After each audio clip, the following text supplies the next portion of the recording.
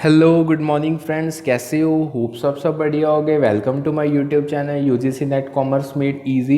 यहाँ पे आपको पेपर 1 जनरल पेपर और पेपर 2 कॉमर्स का कंप्लीट सिलेबस कवर अप करवाया जा रहा है। फ्री बैच ऑलरेडी स्टार्ट हो चुका है दिसंबर 2023 के लिए। दोनों पेपर्स का कंप्लीट सिलेबस यूनिट 1 से लेकर 10 तक फ्री ऑफ कॉस्ट करवाया जाएगा। पीडीएफ्स आपको दोनों इंग्लिश और हिंदी लैंग्वेज में फ्री ऑफ कॉस्ट मिल जाएंगी।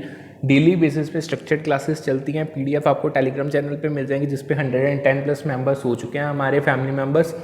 जस्ट आप चैनल को सब्सक्राइब कर लो फ्री ऑफ कॉस्ट। दोनों लैंग्वेजेस में यहाँ पे आपको नोट्स मिल जाएगी। और यहाँ पे एक और चीज़ बताना चाहूँगा, आज से आपके मॉक टेस्ट भी स्टार्ट हो चुके हैं।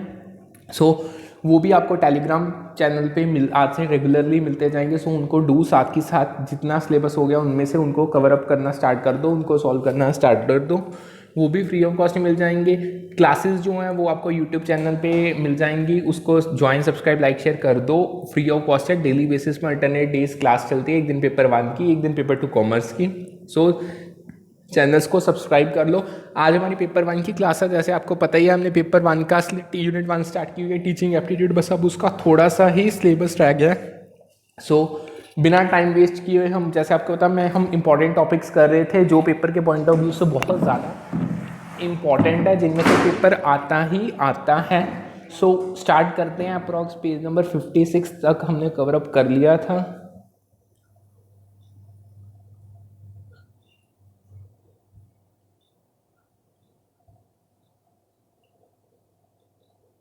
टीचिंग कॉम्पिटेंसीज होगी थी की भी, हाँ, यहाँ से हमने स्टार्ट करना था। सो आज का सेशन स्टार्ट करते हैं। देखो, सबसे पहले हम करने जा रहे हैं characteristics features of different modes of evaluation. जैसे आपको पता है, देखो, जब टीचिंग लर्निंग का प्रोसेस कैरी आउट किया जाता है, उसमें जब टीचिंग इफेक्टिवली करवाई जाती है, तो टीचर ये डिज़ायर करता है कि जो लर्निंग आउटकम्स वो अचीव करना चाहता है ना, वो उसे मिल जाए। अब ये चीज़, यानी स्टूडेंट का प्रोग्रेस पता किसके थ्रू चलता है? इवैल्यूएशन के थ्रू। देखो, इवैल्यूएशन करने के, वैसे मैंने आपको पहले भी बताया, इवैल्यूएशन करने के ना बहुत अलग अलग तरीके हैं। वैसे ऑलरेडी हम ये कर चुके हैं डिटेल में।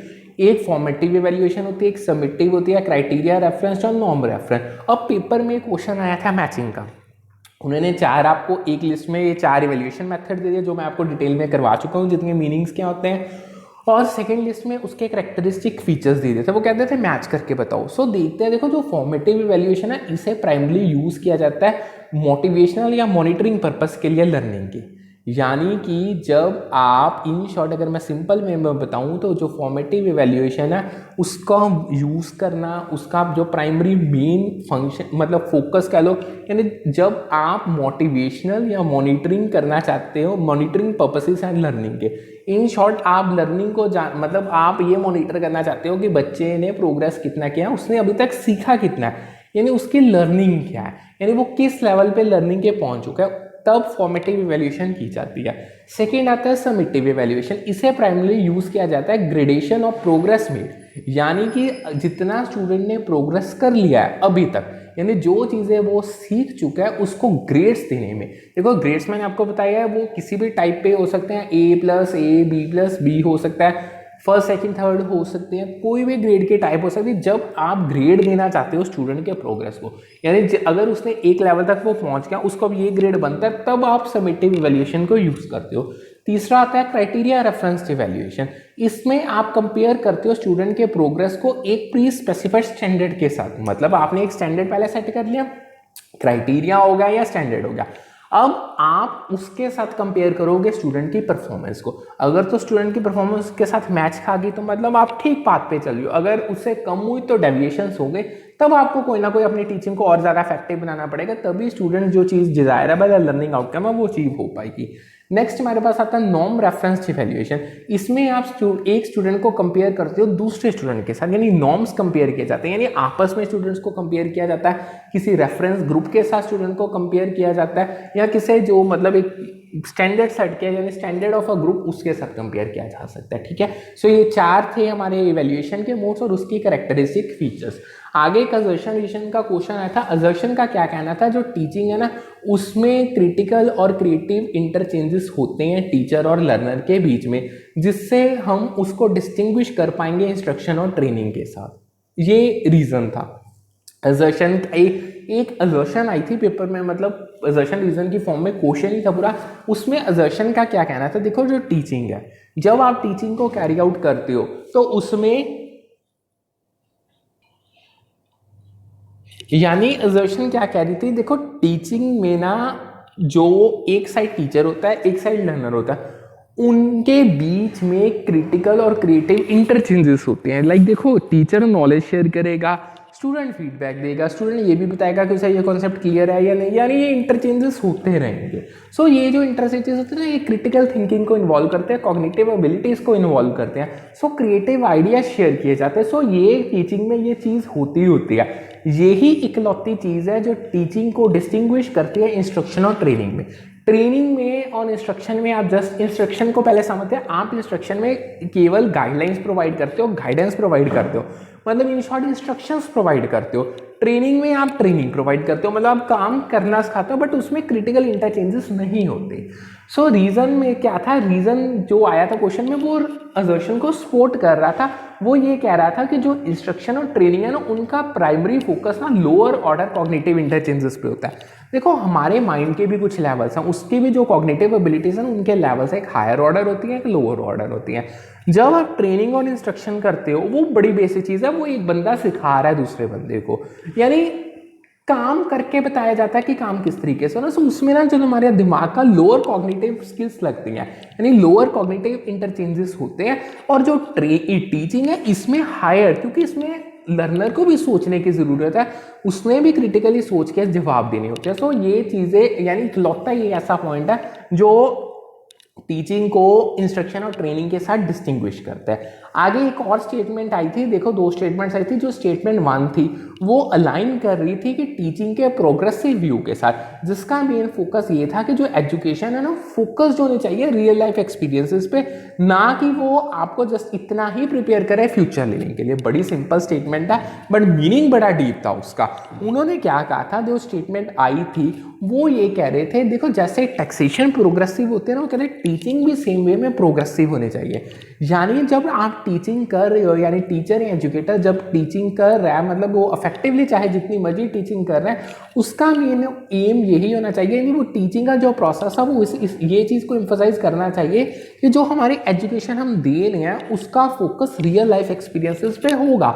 आप रियल लाइफ एक्सपीरियंसेस को यानी रियल वर्ल्ड सिचुएशंस को टच करोगे टीचिंग में, उनको भी डिस्कस करोगे, नई नॉलेज हो उनको सॉल्व कर, उन चीज़ों पे भी अप्लाई करोगे। हमारा अकेला काम ये नहीं है कि टीचिंग एजुकेशन के थ्रू हमने सिर्फ फ्यूचर लिविंग के लिए ही प्रिपेयर कर रहा है, हमें प्रेजेंट में भी जो रियल वर्ल्ड सिचुएशंस हैं या रियल लाइफ एक्सपीरियंसेस हैं, अपनी नॉलेज को हमने उनमें भी अप्लाई करना है। और जो स्टेटमेंट 2 थी वो अलाइन करती थी रिकंस्ट्रक्शनिस्ट व्यू एजुकेशन का, जिसका क्या कहना था, जो एडवोकेट कर रही थी कि जेन्युइनली डेमोक्रेटिक सोशल ऑर्डर होना चाहिए।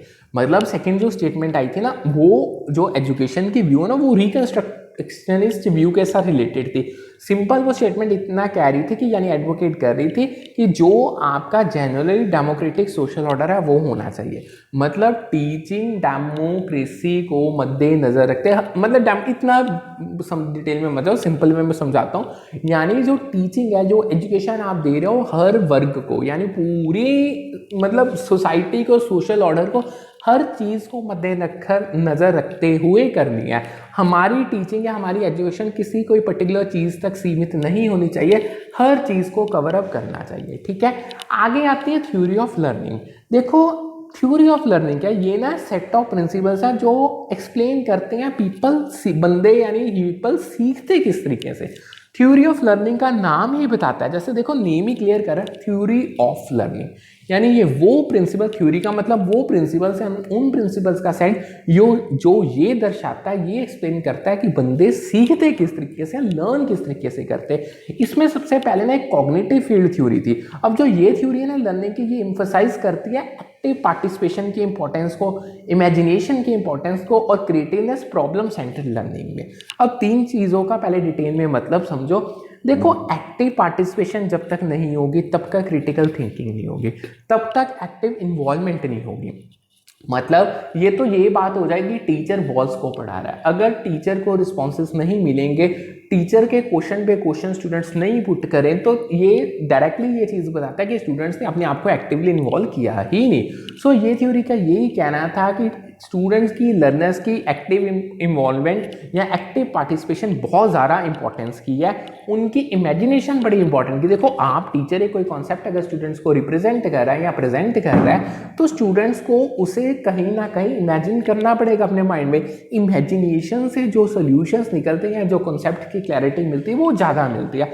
और जो प्रॉब्लम सेंटर्ड यानी प्रॉब्लम्स के आपको सोल्यूशन चाहिए वो भी क्रिएटिव वे में, आपको कोई रट्टे नहीं चाहिए। लाइक आपको कोई पहले जो सोल्यूशंस निकले उनको ही आप कॉपी पेस्ट कर दो, ये चीज़ नहीं चाहिए। आपको क्रिएटिव वे में प्रॉब्लम्स के सोल्यूशंस चाहिए। ये सारी चीज़ों की importance cognitive field theory highlight करती थी।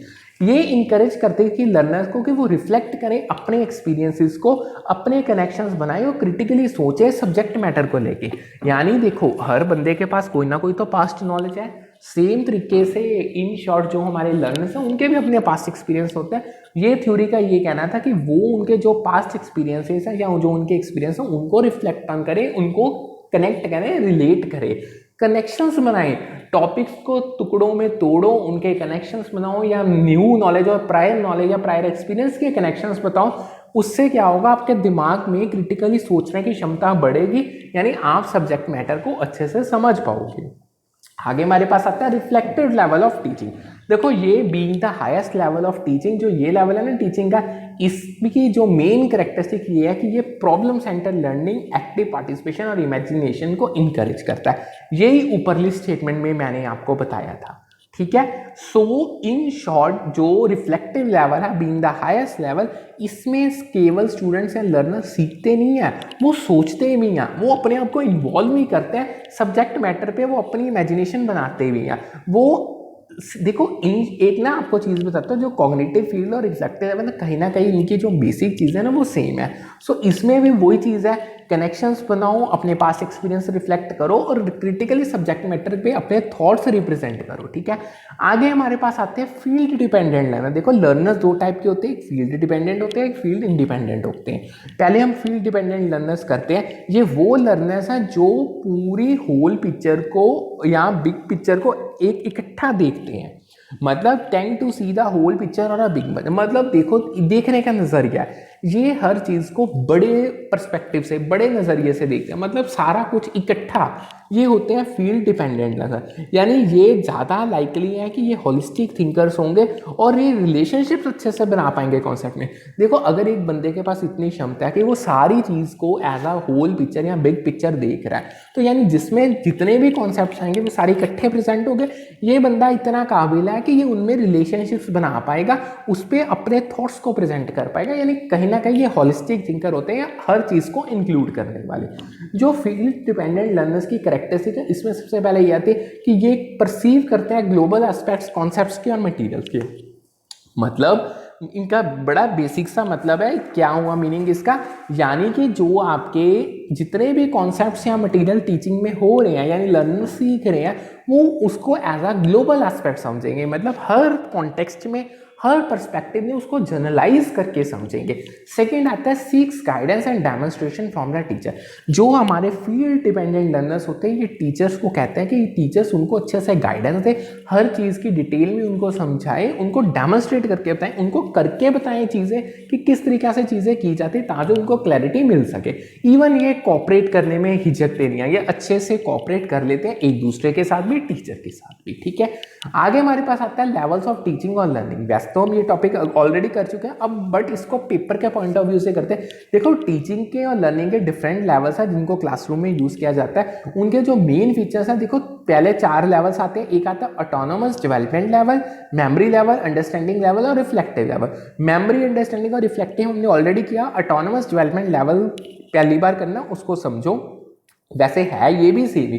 देखो जो ऑटोनोमस डेवलपमेंट लेवल है, कहीं ना रिफ्लेक्टिव लेवल का ही दूसरा नाम है। इस लेवल में जो मेन है, एक तो प्रॉब्लम सेंटर्ड लर्निंग होती है, यानी प्रॉब्लम्स प्रेजेंट की जाती है, उन पे बहुत गहराई से, उनको बहुत गहराई से समझने के बाद दिमागी शक्ति को यूज़ करके लर्नर सोल्यूशंस फाइंड करते हैं, वो अपने आप को एक्टिवली पार्टिसिपेट करते हैं, इन्वॉल्व करते हैं लर्निंग के प्रोसेस में, इमेजिनेशन उनकी अच्छे से काम करती है। इन शॉर्ट जो रिफ्लेक्टिव और ये ना बिल्कुल ही कहीं ना कहीं सेम ही होता है इसमें, यानी वो अपने एक्सपीरियंसेस को, प्रायर वाले को यूज करेंगे, कनेक्शंस बनाएंगे और बहुत क्रिटिकली सोचेंगे चीजों को लेकर।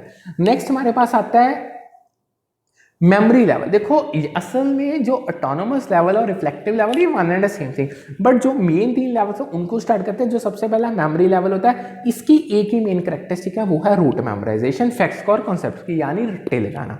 आप चीज़ों को याद करो, रिकॉल करो, मेमोराइज करो, सिंपल ये इतना कहता है। ये फैक्ट्स और कॉन्सेप्ट्स के लिए सबसे ज़्यादा ये लेवल यूज़ किया जाता है, यानी कहीं वो कॉन्सेप्ट जिनकी आपको डेट्स याद रखनी पड़े या फैक्ट्स या डाटा याद रखना है उसके लिए memory level is the best level of teaching. यानी इसमें आपको एक्टिव पार्टिसिपेशन की या थिंकिंग लर्नर्स को यानी क्रिटिकली सोचने की ज़रूरत नहीं पड़ती, क्योंकि इसमें तो चीज़ों को याद करना है सिर्फ। सेकेंड लेवल आता है अंडरस्टैंडिंग लेवल का। ये एक लेवल की जो मेन कैरेक्टरिस्टिक है वो है कि जो डिफरेंट कॉन्सेप्ट्स और फैक्ट आपको टीचिंग के टाइम पे प्रेजेंट किए जा रहे हैं, जो उनमें आपस में रिलेशनशिप है, आप लर्नर्स उनको समझो।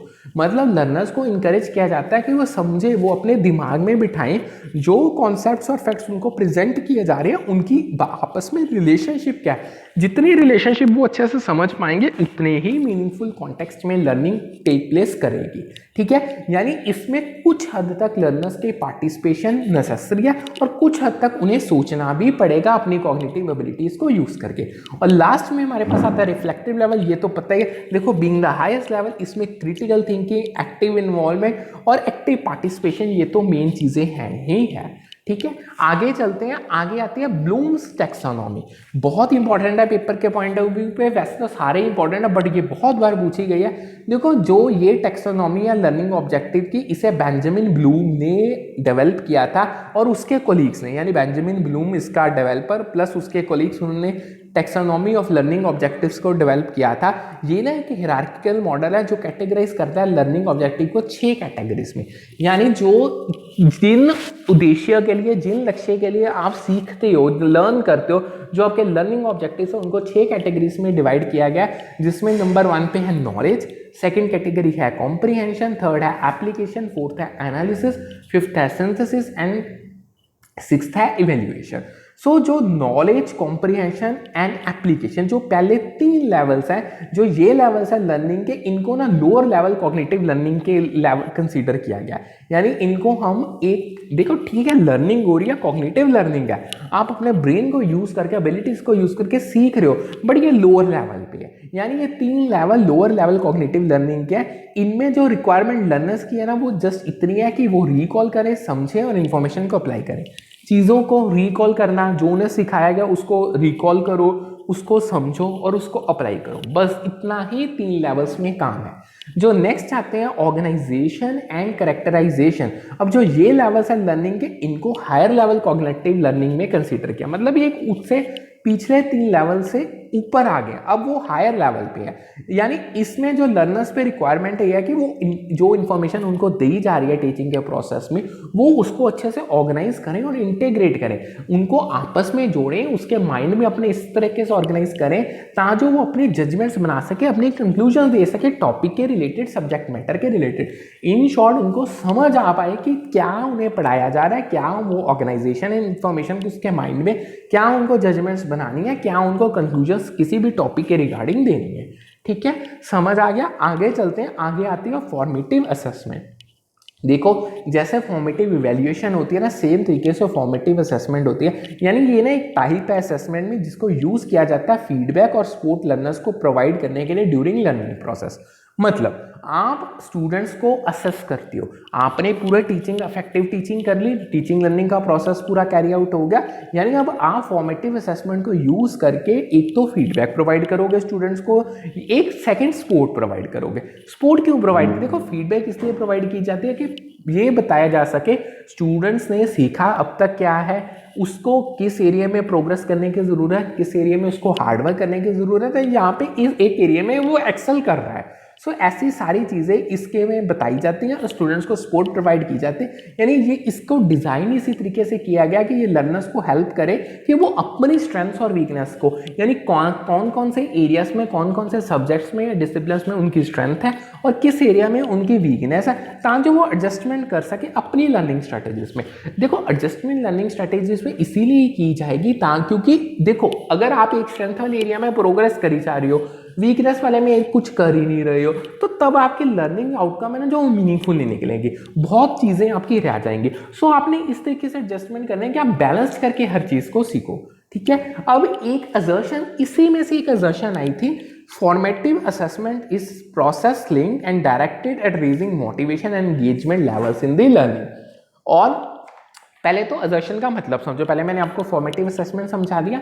असर्शन का मतलब ये था कि जो फॉर्मेटिव असेसमेंट है ना वो एक प्रोसेस है जो लिंक्ड है एंड डायरेक्ट, देखो प्रोसेस है क्योंकि ऑन गोइंग है, ये एक ऐसा प्रोसेस है जो लिंक्ड है और डायरेक्टेड है, मतलब उसको इस तरीके से बनाया गया, इस तरीके से लिंक किया गया, और जो इसका काम है, इसने क्या डायरेक्शन देनी वो ये है कि एक तो ये मोटिवेशन लेवल्स लर्नर्स के इंक्रीज करेगा, ठीक है। दूसरा उनके इंगेजमेंट लेवल, वो अपने आप को कितना लर्निंग के प्रोसेस में इन्वॉल्व करेंगे, वो इंगेजमेंट लेवल्स को इंक्रीज करेगा, ये असर्शन का कहना था। अब जो रीजन था वो ये था, the purpose of formative assessment is to provide feedback and support to improve the quality of learning outcome. यानी वो ये कह रहे थे आप फॉर्मेटिव असेसमेंट करते ही इसलिए हो क्योंकि इसका जो मेन पर्पस है वो यही है कि आपने लर्नर्स को एक तो फीडबैक देनी है, दूसरी आपने सपोर्ट देनी है, ताकि जो उनकी जो लर्निंग आउटकम्स की क्वालिटी है ना वो इंप्रूव हो पाए, यानी जो वो सीख रहे हैं वो जो रिजल्ट्स निकलेंगे ना वो अच्छे निकल पाए। अब ये बताओ कि ये दोनों असर्शन रीजन करेक्ट थी? हाँ बिल्कुल, ये असर्शन और रीजन करेक्ट थी, जो रीजन था ना वो ही करेक्ट एक्सप्लेनेशन था असर्शन का। समझ आ गया आपको? आगे चलते हैं। देखो होप सो आपको कोई डाउट नहीं होगा क्योंकि मैं बहुत अच्छे से ट्राई कर रहा हूँ कि आपको पहली बार में हर टॉपिक अच्छे से समझ आ जाए। अगर आपको कोई डाउट होता है तो मुझे आप मैसेज कर सकते हो, मैं उस डाउट को क्लियर कर दूंगा, वो आपको पता ही है। आगे बढ़ते हैं, आगे आती है हमारे पास एक्सप्लोरेटरी अंडरस्टैंडिंग।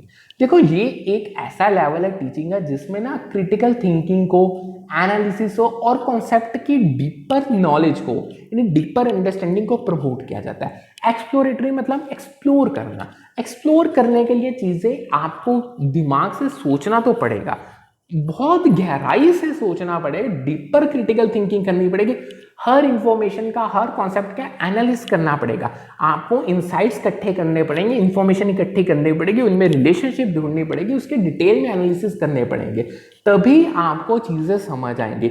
यानी एक होती है सिंपल कॉम्प्रिहेंशन, यानी जो ये लेवल है ना, यानी जो आपकी एक्सप्लोरेटरी अंडरस्टैंडिंग है, ये आपके सिंपल कॉम्प्रिहेंशन से बहुत आगे जाती है, उससे भी आगे जा रही है। देखो सिंपल कॉम्प्रिहेंशन में ठीक है आपने एक हद तक नॉर्मल लेवल पे चीज़ें समझ ली, ये नहीं कि आप समझते नहीं हो, समझते हैं आप। यानी अगर मैं आपको देखो, अगर हम जैसे आपके अकाउंट्स की एग्जांपल लेते हैं, बीइंग अ कॉमर्स स्टूडेंट्स आपने सभी ने अकाउंट्स किया हुआ है। देखो एक चीज़ होती है, हमने क्वेश्चन सॉल्व करवाया है, ठीक है, अकाउंट्स का, उसमें हमने ये बता दिया कि ये चीज़ें यहाँ पे आ गई, ये चीज़ यहाँ पे आ गई, ठीक है, आपने सॉल्व कर लिया, आपने वो तरीका समझ लिया और आपने सारे के सारे क्वेश्चन सॉल्व कर लिए, ठीक है।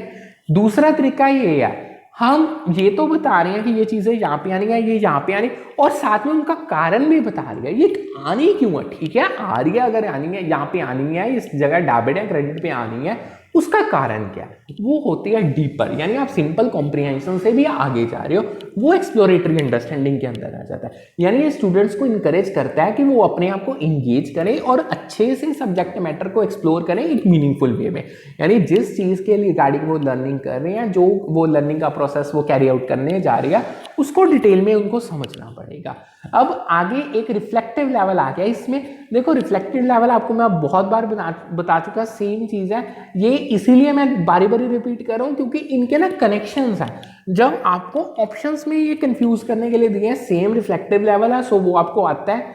आगे बढ़ते हैं, फील्ड इंडिपेंडेंट लर्नर्स, हमने फील्ड डिपेंडेंट लर्नर्स कर लिए थे, अब आएंगे फील्ड इंडिपेंडेंट लर्नर्स। देखो ये लर्नर की एक ऐसी टाइप है जो इतने एबल है कि वो इंडिपेंडेंटली इंफॉर्मेशन जो उनको आप दे रहे हो उसको ऑर्गेनाइज भी कर सकते हैं, वो स्ट्रक्चर भी कर सकते हैं।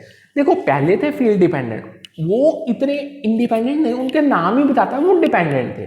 अब ये इंडिपेंडेंट बंदे हैं, ये अच्छे से इंफॉर्मेशन को स्ट्रक्चर्ड वे में ऑर्गेनाइज कर लेंगे, ये कनेक्शंस भी खुद बना लेंगे कॉन्सेप्ट्स के बीच में, जो पार्ट्स उन्होंने बनाए हैं टॉपिक्स उनमें भी ये कनेक्शंस बना लेंगे, ये उनके पैटर्न्स को भी अच्छे से आइडेंटिफाई कर लेंगे, यानी वो जो रिलेशनशिप्स हैं उनके पैटर्न्स क्या, उनके डायनामिक्स क्या, यानी ये बंदे ज़्यादा एनालिटिकल होते हैं। एनालिटिकल मतलब दिमागी बंदे, इनकी स्किल्स इतनी अच्छी है ना, ये तो एक सेकंड में अच्छे से कनेक्शंस बना लेते हैं, पैटर्न समझ लेते हैं और ये लर्न करते हैं, मतलब प्रेफर करते हैं कि ये नॉन स्ट्रक्चर्ड एनवायरनमेंट में सीखे, क्योंकि इनको नॉन स्ट्रक्चर्ड एनवायरनमेंट में ज़्यादा चीज़ें समझ आती हैं। अगर मैं आपको इनकी कैरेक्टरिस्टिक बताऊँ, ये तो सबसे पहले तो ये कम्पीट करना पसंद करते हैं, क्योंकि इनका ये मानना है जितना कॉम्पिटिशन होगा उतनी नॉलेज डीपन होगी। दूसरी बात, ये जो इन्फॉर्मेशन इनको आप देते हो उसको ये इंडिपेंडेंटली खुद अपने बलबूते पे अपने आप ऑर्गेनाइज कर लेते हैं उसको एक स्ट्रक्चर्ड वे में। तीसरा जो इनका मेन फोकस है ये होता है करिकुलम की मटेरियल डिटेल्स इनको मिल जाए, मतलब जो करिकुलम इनको करना है वो इनको अच्छे से पूरी डिटेल में मिल जाए, यानी उसको ये समझ पाए। मेन फोर्थ करेक्टर से ये प्रेफर करना है कि एक नॉन स्ट्रक्चर एनवायरनमेंट में सीखे, इनको कोई फर्क नहीं पड़ता, बस इनको ये है कि हमें चीज़ें मिल जाएं बस हम कर लेंगे। बहुत डीप डिटेल में एक्सप्लोरेटरी वे में ये पढ़ लेते हैं। ठीक है, समझ आ गया। आगे चलते हैं। आगे एक ना मैचिंग का क्वेश्चन आया था जिसमें डिफरेंट टीचिंग मेथड्स है और एक लिस्ट में और दूसरी लिस्ट में एग्जांपल्स थी। सो मैं आपको मेथड्स बताते तो एग्जांपल्स चेंज होती रहती है। देखो टीचिंग के जो मेथड है टीम टीचिंग और डेमोन्स्ट्रेशन होता है। टीम टीचिंग में मतलब 2-3 टीचर्स ग्रुप बना के इकट्ठा टीच करते हैं, डेमोन्स्ट्रेशन में करके बता के टीच किया जाता है। केस स्टडीज और ट्यूटोरियल्स, यानी केस स्टडी मतलब केस प्रेजेंट कर दिया जाता है तो उसके सॉल्यूशन में आपको लर्निंग करवाई जाती है। ट्यूटोरियल्स भी सेम चीज होती है। सिमुलेशन और रोल प्लेइंग, यानी कि आप सिमुलेटिव बिल्कुल रेप्लिका बना देते हो, रियल एनवायरनमेंट का सिमुलेटेड एनवायरनमेंट बनाते हो, उसमें चीजें करके बताई जाती हैं, उसमें रोल प्लेइंग की जाती है। आगे आते हैं cybernetics and computer aided instruction, मतलब आप टेक्नोलॉजी को यूज करके टीचिंग करते हो। ठीक है, सो ये लिस्ट थी, उसको मैच करना ये बड़ी इजी थी, बेसिक चीज है। अब एक स्टेटमेंट आई थी पेपर में, पहले स्टेटमेंट रीड करते हैं। Engagement in the learning process refers to the active involvement of students in their own learning which includes time spent on task, participation, focus during instructional activities। उन्होंने ये पूछा था ये स्टेटमेंट करेक्ट है या नहीं। देखो एब्सोल्युटली 101% ये स्टेटमेंट करेक्ट है। देखो जो इंगेजमेंट है लर्निंग प्रोसेस में, खास करके जब टीचिंग लर्निंग का प्रोसेस प्लेस लेता है उसमें जो इंगेजमेंट है उसमें उसका ये मतलब होता है कि जो स्टूडेंट्स हैं जो लर्निंग में इंगेज है वो अपने आप को एक्टिवली इन्वॉल्व कर रहे हैं, यानी जितना उनके पार्ट पे एक्टिव इन्वॉल्वमेंट की रिक्वायरमेंट है वो मिल रही है। यानी इसमें क्या क्या चीजें आएंगी, देखो जो आपने टास्क प्रेजेंट किए उन पे जो स्टूडेंट टाइम स्पेंड कर रहे हैं वो इंक्लूडेड हो जाएगा। उनकी पार्टिसिपेशन का लेवल कैसा है, वो माइनर पार्टिसिपेशन दे रहे हैं या बड़ी क्रिटिकल थिंकिंग करके पार्टिसिपेशन दे रहे हैं, उनका जब आप इंस्ट्रक्शनल एक्टिविटीज कैरी आउट कर रहे हो उनका फोकस किस चीज पे है। सो ठीक है, ये होती है इंगेजमेंट लर्निंग प्रोसेस में। अब आगे आती सेकेंड स्टेटमेंट थी formative assessment is informal and ongoing providing feedback and monitoring student progress during the learning process. और साथ में लिखा था summative assessment on the other hand is formal and typically occurs at the end of each unit और course to evaluate student learning outcomes. अब देखो ये statement गलत थी, आपको ये कंफ्यूज करने के लिए दी थी। देखो मैंने आपको सबसे पहले क्या, देखो उन्होंने पहली स्टेटमेंट में क्या कहा था, जो फॉर्मेटिव असेसमेंट है वो इनफॉर्मल होती है और ऑनगोइंग कहती है, और प्रोवाइड फीडबैक और monitor student progress during the learning process. देखो ये हम ना जो ये स्टेटमेंट है ये एग्जैक्टली फॉल्स नहीं कह सकते, इसके ना ऑप्शंस चेंज होते रहते हैं।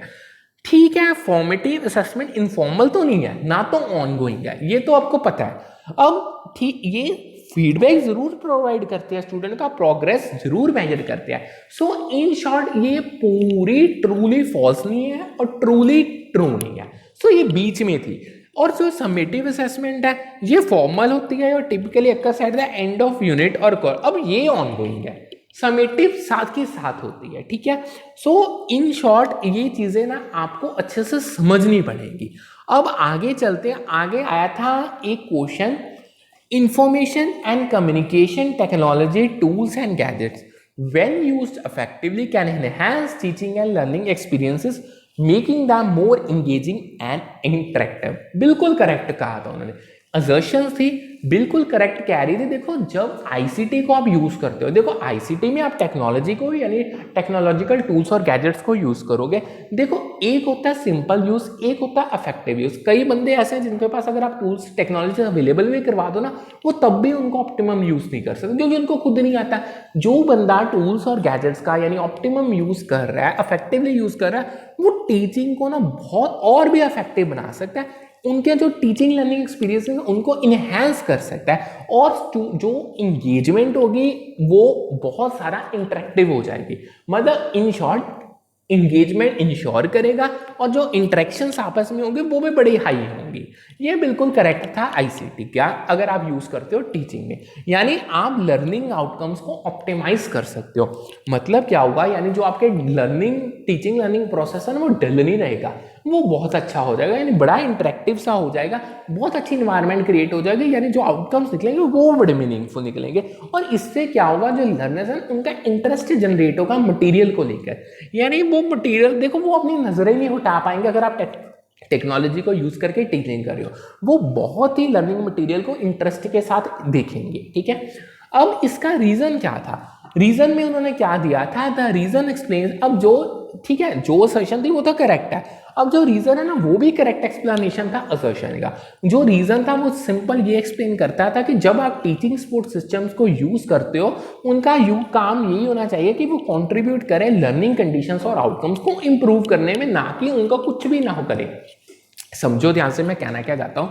देखो स्पोर्ट्स सिस्टम का नाम ही बताता है वो स्पोर्ट के लिए बने, यानी देखो स्पोर्ट्स सिस्टम्स हमने किए थे वो 3 तरीके होते हैं, ट्रेडिशनल, मॉडर्न और आईसीटी बेस्ड। यानी ये अब जो असर्शन आई थी ना ये आईसीटी बेस्ड स्पोर्ट्स सिस्टम में से आई थी। सो वो क्या कह रहे थे, अगर तो आप स्पोर्ट्स सिस्टम को यूज कर रहे हो उसका इकलौता एक ही चीज होनी चाहिए कि वो जो लर्निंग कंडीशंस है, जो आपके आउटकम है, वो उसको इंप्रूव करने में कंट्रीब्यूट करना चाहिए। अब ये चीज तभी पॉसिबल थी जब आप स्पोर्ट्स सिस्टम को यूज इफेक्टिवली या ऑप्टिमाइजली कर रही हो। ठीक है, अब जो इफेक्टिव टीचिंग सपोर्ट है उसको अलाइन करना पड़ेगा कि आपके जो टीचिंग के गोल्स हैं उनके साथ, तभी आप लर्निंग को इनहेंस कर पाओगे। यानी इन शॉर्ट,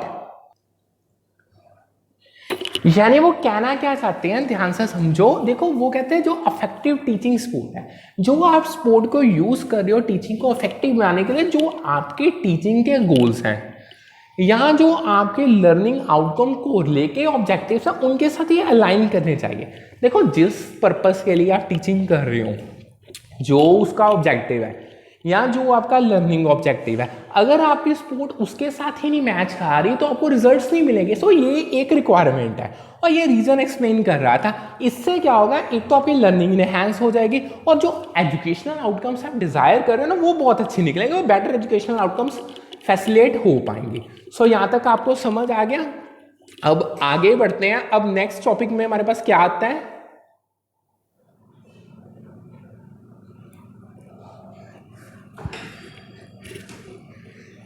नेक्स्ट हमारा टॉपिक आ गया की behaviours of effectiveness in teaching.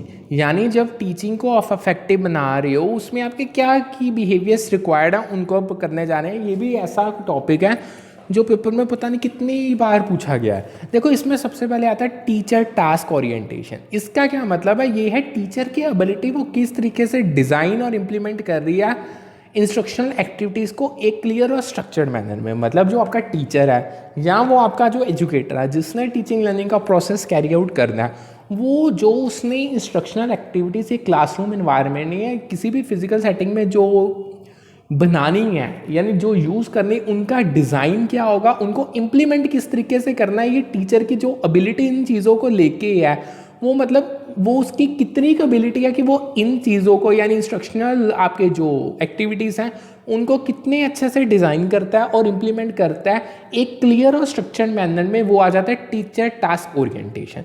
यानी उसका जो फोकस ये है ना, जब ये चीज़ें डिज़ाइन करनी, जो आपकी इंस्ट्रक्शनल एक्टिविटीज़ डिज़ाइन करनी है ना, जो मेन फोकस है वो होना चाहिए कि आप जो लर्निंग ऑब्जेक्टिव्स जो आपने लाइफ में अचीव करने हैं, जिनके लिए टीचिंग लर्निंग का प्रोसेस कैरी आउट किया जाएगा, जो आपको लर्निंग आउटकम्स चाहिए वो स्पेसिफिक ऑब्जेक्टिव्स अचीव हो सके। सो जो टीचर्स जो ना टास्क ओरिएंटेड होते हैं, मतलब जिनको पता है कि हमने टास्क के थ्रू ये चीज़ें अचीव करनी है, ये टास्क ओरिएंटेड होंगे, एक तो वो ऑर्गेनाइज्ड पड़े होंगे, हर चीज़ को बहुत वेल स्ट्रक्चर्ड वे में करेंगे, सिस्टमेटिक प्रोसेस हर चीज़ के लिए फॉलो किया जाएगा, स्टेजेस फॉलो की जाएंगी, स्टेप्स फॉलो किए जाएंगे, गोल डायरेक्टेड होंगे वो अपनी अप्रोच में, खास करके टीचिंग के अप्रोच में वो गोल डायरेक्टेड, उनकी टीचिंग किसी ना किसी गोल को अचीव करने के मद्देनज़र से ही काम करेगी। यानी ये सारी चीज़ें ना लर्निंग आउटकम्स पे पॉजिटिव इम्पैक्ट डालती हैं।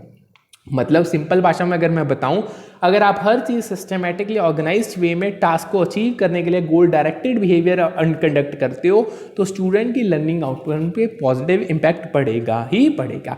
सेकंड की बिहेवियर आता है using students ideas and contribution. इसका क्या मतलब, ये टीचर की एबिलिटी है कि वो सॉलिसिट या इनकॉर्पोरेट करे स्टूडेंट के आइडियाज़ को और कंट्रीब्यूशन को लर्निंग प्रोसेस में। मतलब देखो ठीक है, नो डाउट टीचर को अच्छी नॉलेज है, उसके पास एक्सपीरियंस है, उसके पास थ्योरेटिकल नॉलेज है, उसने practical real life experience face किए हुए हैं, प्रायर नॉलेज भी उसकी बहुत अच्छी है, हर चीज़ टीचर के पास ज़्यादा होती है स्टूडेंट के साथ। बट अगर आपने अपनी टीचिंग लर्निंग प्रोसेस को इफेक्टिव बनाना है तो जो स्टूडेंट की ओपिनियंस है ना, या जो स्टूडेंट के आइडियाज़ है, उनको इंटीग्रेट करना भी बड़ा ज़रूरी है।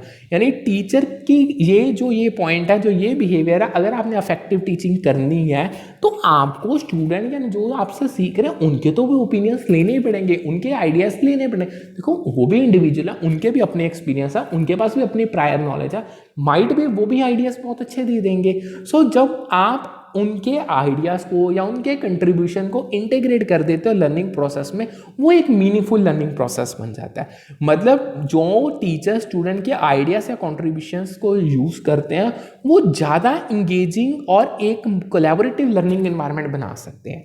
मतलब इंगेजिंग मतलब वो लर्निंग एनवायरनमेंट इंगेजिंग तब होती है जब स्टूडेंट्स उसमें एक्टिवली इन्वॉल्व होंगे, वो अपना कंट्रीब्यूशन देंगे। मतलब लर्निंग एनवायरनमेंट कोलैबोरेटिव हो जाएगी, मतलब ग्रुप डिस्कशंस होंगे, इंटरेक्शंस होंगे, इंटरेक्टिव एक्टिविटीज होगी, और एट द एंड जब ये सब कुछ होगा जो रिजल्ट निकलेगा वो बड़ा इफेक्टिव निकलेगा। ठीक है, नेक्स्ट आती है स्ट्रक्चरिंग। अब तीसरा की बिहेवियर है टीचर की मतलब इफेक्टिवनेस इन टीचिंग में स्ट्रक्चरिंग का। ये होता है कि टीचर इतना एबल होना चाहिए कि वो जो लर्निंग एक्टिविटीज़ है उनको क्लियर और लॉजिकल तरीके से ऑर्गेनाइज और सीक्वेंस कर पाए। देखो आपको जैसे पता है हर एक काम को करने का प्रोसीजर होता है, मतलब आपको कुछ एक्टिविटीज़ को परफॉर्म करना पड़ता है तभी आप एक किसी पर्टिकुलर काम को कर पाते हो। सेम तरीके से अगर टीचर लर्निंग करवाना चाहता है मीनिंगफुल वे में, कि बच्चों को हर चीज़ समझाना चाहता है, उनको कॉन्सेप्ट्स क्लियर हो जाए, उनको आइडियाज़ मिल जाए, उनके प्रॉब्लम्स के सोल्यूशन मिल गए, केस स्टडी सॉल्व हो गए, जो भी उसका मोटो है, तब उनको लर्निंग एक्टिविटीज़ तो फॉलो करनी ही पड़ेंगी। यानी अलग अलग लर्निंग में भी अलग अलग एक्टिविटीज़ होती हैं, उन एक्टिविटीज़ को किस तरीके से ऑर्गेनाइज करना, क्या टीचर की एबिलिटी है, उनको सीक्वेंस किस तरीके से करना है, यानी कौन सी एक्टिविटी पहले आएगी कौन सी बाद में आएगी। अगर टीचर ये सारी चीज़ें क्लियर बड़े ट्रांसपेरेंट वे में लॉजिकल वे में कर पाता है तो मतलब उसकी एबिलिटी अच्छी है, वो टीचिंग को इफेक्टिवली कर पाएगा कंटेंट। यानी टीचर्स जो स्ट्रक्चरिंग में बड़े ठीक है, मतलब वो स्ट्रक्चरिंग बहुत अच्छे से कर लेते हैं, उनकी जो लर्निंग एक्टिविटीज़ वो कैरी आउट करेंगे वो स्टूडेंट्स को हेल्प करेंगी रिलेशनशिप्स को समझने में। यानी स्टूडेंट्स रिलेशनशिप्स को बहुत अच्छे से समझ पाएंगे कि जो कॉन्सेप्ट्स उनको पढ़ाए जा रहे हैं उनमें क्या रिलेशनशिप्स हैं, उनके प्रायर नॉलेज के क्या उसका कनेक्शन बन रहा है, अगर उनको नॉलेज मिल गया उसको प्रैक्टिकल सिचुएशन में किस तरीके से अप्लाई करना है, इन सभी चीज़ों के कनेक्शंस उनको पता चल पाएंगे। इन शॉर्ट लर्निंग उनके लिए ईजियर और अंडरस्टैंडेबल हो जाएगी। ठीक है, आगे आता है टीचर अफेक्ट। ये टीचर की एबिलिटी है कि वो किस तरीके से वार्मथ, एंथुसियाज्म और केयरिंग स्टूडेंट्स के लिए अपने आप को एक्सप्रेस कर पाता है। देखो मतलब सिंपल वे में समझाता हूँ। देखो एक होता है टीचर मतलब वो टीचर ही है, बस वो ठीक है, वो टीचर है, उसको नॉलेज है, बात खत्म, उसकी कोई इमोशनल कनेक्ट नहीं हो रहा। एक टीचर ऐसा होता है जो टीचर होने के साथ साथ वार्मथ, बहुत कम गुस्से वाला, मतलब बहुत प्यार से हर चीज़ को टैकल करता है, स्टूडेंट्स को हर पॉइंट पे इंकरेज करता है, उनको एंथुसियास्टिक बनाए रखता है, स्टूडेंट्स के लिए केयरिंग भी है, मतलब वो पेरेंट, टीचर होने के साथ साथ एक पेरेंटल फिगर भी है। देखो जो टीचर प्लस पेरेंटल फिगर होगा ना वो ज़्यादा इफेक्टिव होगा, उसकी टीचिंग ज़्यादा इफेक्टिव होगी। ये होता है टीचर का अफेक्ट। यानी जो टीचर्स जिनमें टीचर अफेक्ट ज़्यादा, जिनमें यानी पेरेंटल फिगर, पेरेंटल वैल्यू, मतलब फिगर ही हो गया पेरेंटल, जैसे आपके पेरेंट्स मॉम के साथ आपकी केयर करते हैं, आपको हमेशा इंकरेज करते हैं, सेम तरीके में अगर टीचर किसी में टीचर अफेक्ट ज़्यादा है तो वो एक पॉजिटिव लर्निंग एनवायरनमेंट क्रिएट करेगा। मतलब वो लर्निंग एनवायरनमेंट इतनी अच्छी होगी कि वो स्टूडेंट्स को कंटिन्यूसली मोटिवेशन मिलती रहेगी कि अब उन्होंने ये करना है, अब उन्होंने ये करना है, इंटरेक्शंस करनी है, डिस्कशंस करनी है, लर्निंग को और अच्छे एक नए लेवल पे लेके जाना है, चीज़ों के सोल्यूशन पूरे समझ के निकालने हैं, सो वो इन्वायरमेंट बहुत अच्छी होगी। ठीक है, ये थे की behaviours of effectiveness in teaching. आगे हमारे पास आती है इनडायरेक्ट टीचिंग स्ट्रेटेजीज। देखो टीचिंग की कुछ ऐसी भी स्ट्रेटेजीज हैं जो डायरेक्टली तो नहीं है बट इनडायरेक्ट है, वो पेपर में बड़ी बार पूछी गई। इनमें से सबसे पहले आती है concept building through examples and non examples. देखो इस स्ट्रैटेजी में ना जो कॉन्सेप्ट्स हैं उनको इंट्रोड्यूस और री इन्फोर्स किया जाता है by providing examples and non examples. यानी देखो आप कॉन्सेप्ट को प्रेजेंट कर रहे हो, ठीक है, उसको चाहे आप पहली बार इंट्रोड्यूस कर रहे हो चाहे उसको री इन्फोर्स कर रहे हो, जब उसकी इंट्रोडक्शन या इन्फोर्समेंट री इन्फोर्समेंट होगी तब वो या तो एग्जाम्पल के थ्रू या नॉन एग्जाम्पल के थ्रू, मतलब सिंपल वे में दोनों तरीके।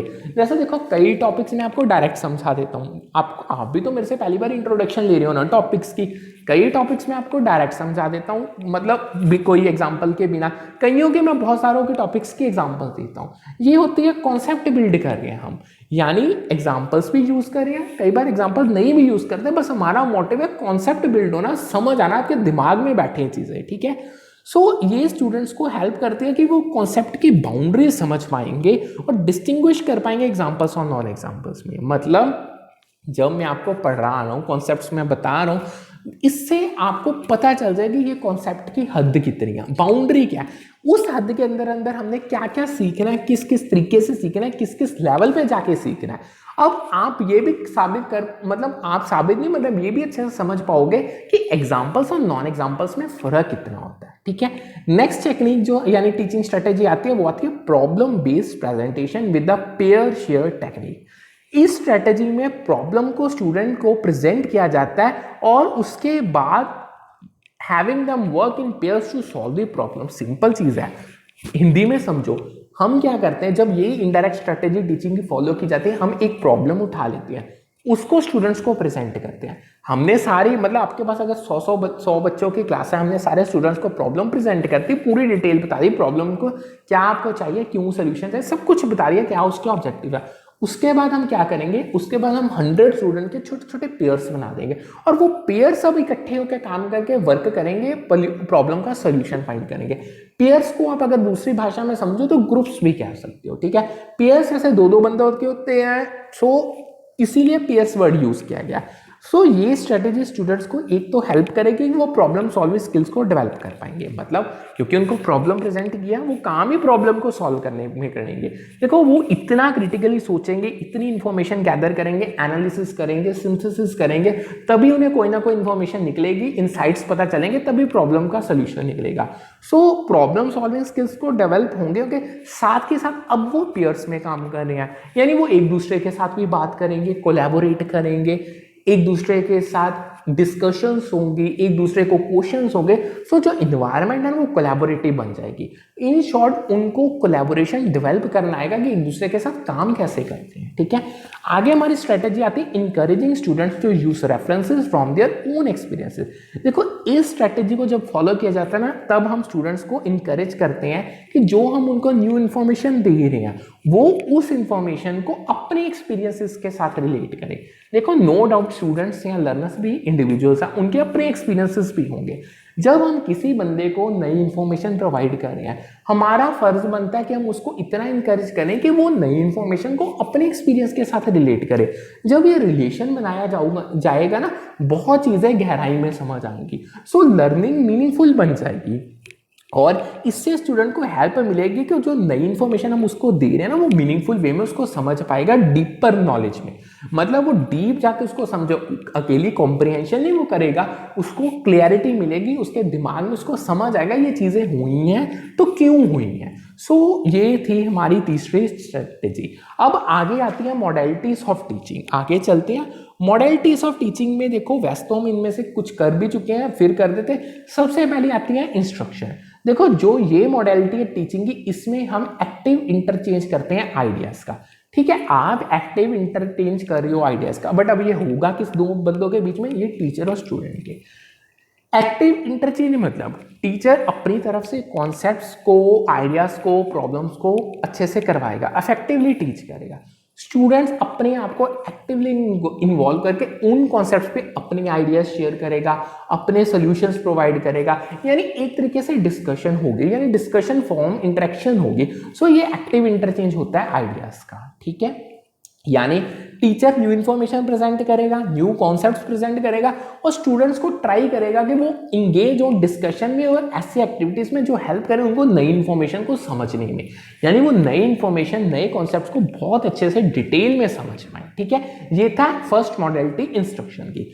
सेकेंड मॉडलिटी आती है हमारे पास ट्रेनिंग की, यानी जो ये मॉडलिटी है टीचिंग की, इसमें हम डिसिप्लिन ड्रिल ऑफ स्किल्स या प्रोसीजर्स कैरी आउट करते हैं। मतलब इन शॉर्ट ड्रिल क्या होता है, देखो हम छोटे होते आप स्कूल्स में ड्रिलिंग करते थे ना, मतलब एक बच्चा खड़ा हो जाता था, पहले वो रीड करता था, उसके पीछे पीछे सारी क्लास रीड करती थी, पता नहीं ये प्रोसेस कितना ज़्यादा चलता रहता था। ये होते हैं तरीके से डिसिप्लिन ड्रिल।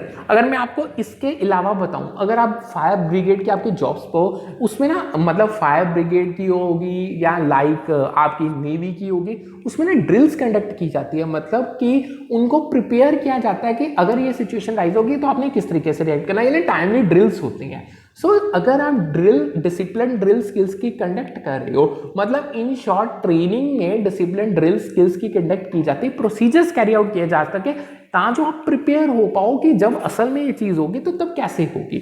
सो इसमें टीचर इंस्ट्रक्शन प्रोवाइड करता है कि टास्क को किस तरीके से वो परफॉर्म करना है, फिर स्टूडेंट्स वो प्रैक्टिस करते रहते हैं वो टास्क को परफॉर्म कर करके, जब तक वो उसमें मास्टर ना बन जाए। मतलब टीचर ने एक बार करके बता दिया कि इस तरह टास्क को, और पूरा डिटेल में समझा रही है किस तरीके से परफॉर्म करना है, फिर वो स्टूडेंट कर ही जाएगा जब तक वो मास्टर ना हो जाए।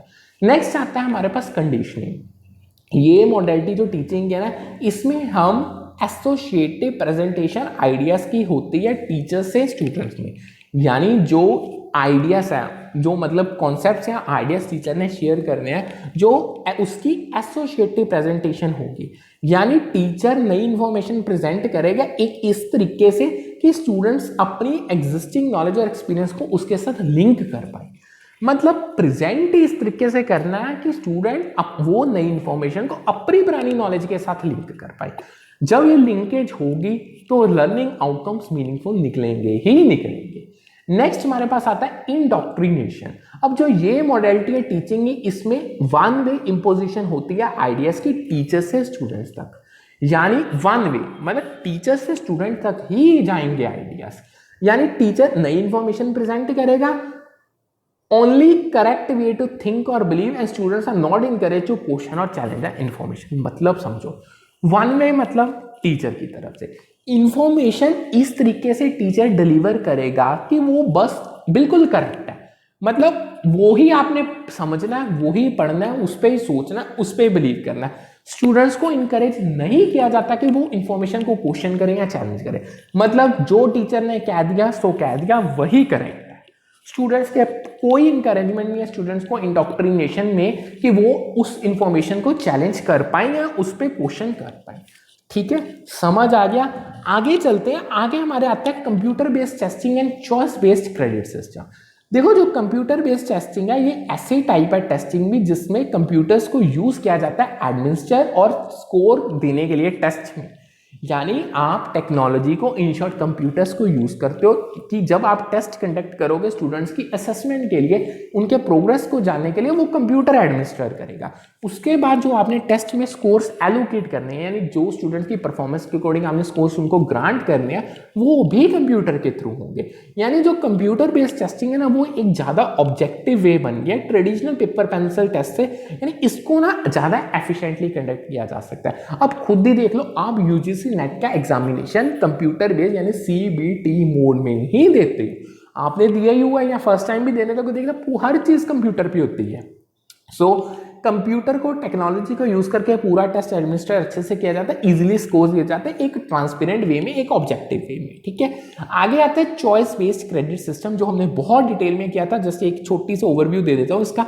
CBC है। देखो, ये एक ऐसा सिस्टम है जिसमें स्टूडेंट्स चूज कर सकते हैं वाइड रेंज ऑफ कोर्सेज जो अपनी जब मतलब बहुत सारे कोर्सेज अवेलेबल हैं, वो अपने इंटरेस्ट के अकॉर्डिंग, अपने डिज़ायर के अकॉर्डिंग, यानी कौन सी डिग्री रिक्वायरमेंट्स उन्होंने पूरी करनी उसके अकॉर्डिंग स्टूडेंट्स कोई भी कोर्स चुन सकते हैं जिनमें ऑप्शन उनके पास अवेलेबल है। यानी जो CBCS choice based credit system ये स्टूडेंट्स को एक तो फ्लेक्सिबिलिटी उनकी अपनी एकेडमिक जर्नी में अलाउ करता है और ये उनको हेल्प करता है कि वो अपना इंटरेस्ट और स्किल को डेवलप कर पाए। ठीक है, ये हमने वैसे बहुत लंबा टॉपिक है, बहुत पूरी डिटेल में सेशन में किया हो, ये आपको आता है। आगे चलते हैं, आगे आते हैं टीचिंग सपोर्ट सिस्टम। ये भी हमने टॉपिक बहुत ज़्यादा, ये भी रैपिटेटिव टॉपिक है, पेपर में बहुत बार आए, इसको भी हमने बहुत डिटेल में किया हुआ है। देखो जो ये टीचिंग सपोर्ट सिस्टम, ये तो आपको पता है ये ऐसा सिस्टम है जिनको डिज़ाइन किया गया कि टीचर्स हेल्प कर पाएँ, मतलब टीचर्स को हेल्प मिल पाए और स्टूडेंट्स को भी टीचिंग लर्निंग प्रोसेस में।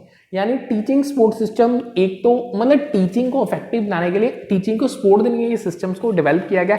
इनसे दोनों को ही बेनिफिट होता है, टीचर को भी होता है, स्टूडेंट को भी होता है। यानी एक तो ये रिसोर्सेज, मतलब आप इंटरेक्टिव वे में रिसोर्सेज प्रेजेंट कर सकते हो, ट्रेनिंग दे सकते हो, टीचर्स को असिस्टेंस और स्टूडेंट्स को भी असिस्टेंस इन सपोर्ट सिस्टम के थ्रू दे सकते हो। ठीक है, इसमें एक स्कैफोल्डिंग का काम आता है। देखो स्कैफोल्डिंग एक ऐसा प्रोसेस है जिसमें आप सपोर्ट और असिस्टेंस स्टूडेंट को प्रोवाइड करते हो उसको लर्न करवाने में, मतलब स्टूडेंट अच्छे से लर्न कर पाए, उसके लिए ये एक प्रोसेस है जो स्टूडेंट्स को असिस्टेंस और सपोर्ट प्रोवाइड करता है।